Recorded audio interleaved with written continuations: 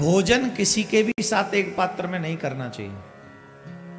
किसी का झूठा भोजन करना नहीं चाहिए, अपना झूठा भोजन किसी को कराना नहीं चाहिए। ध्यान से सुन ले सभी, झूठा भोजन नहीं कराना चाहिए, किसी का झूठा भोजन करना नहीं चाहिए।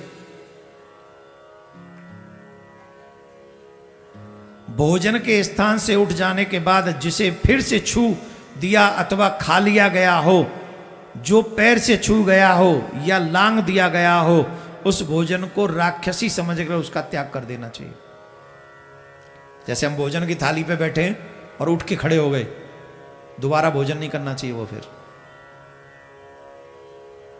आजकल तो ऐसे ही करते हैं, कुर्सी पे बैठते हैं ना सब, आप जब मन किया बैठ गए, जब मन किया आओ आओ आओ बैठ, आप भी आ जाओ, आप भी आ जाओ, सबको बैठा लेते हैं।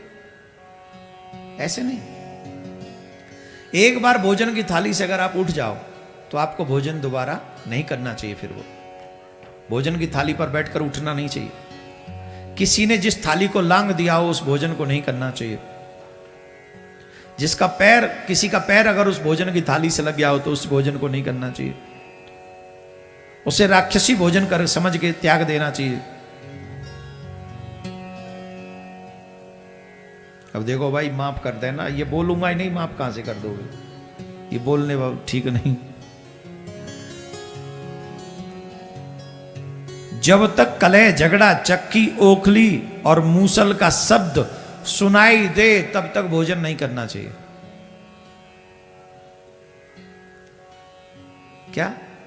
जब तक घर में दो जने युद्ध कर रहे हो, कलह, महाभारत चल रहा हो घर में, और जब तक महाभारत शांत न हो जाए तब तक भोजन मत करो।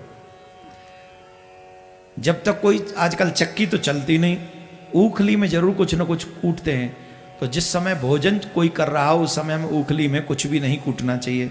मूसल का भी प्रयोग नहीं करना चाहिए, क्योंकि ये सब करते हुए अगर भोजन करते हैं तो उसका दुष्परिणाम होता है। तो ये हम लोग अपने बच्चों को भी सिखाएं, हम भी सीखें। भोजन सावधानी से करना चाहिए, क्योंकि भोजन के लिए ही हम लोग कमाते हैं, और भोजन हमारा प्राण है। प्राण की सुरक्षा करेंगे तो भजन भी हो पाएगा। राधे राधे बोलना पड़ेगा।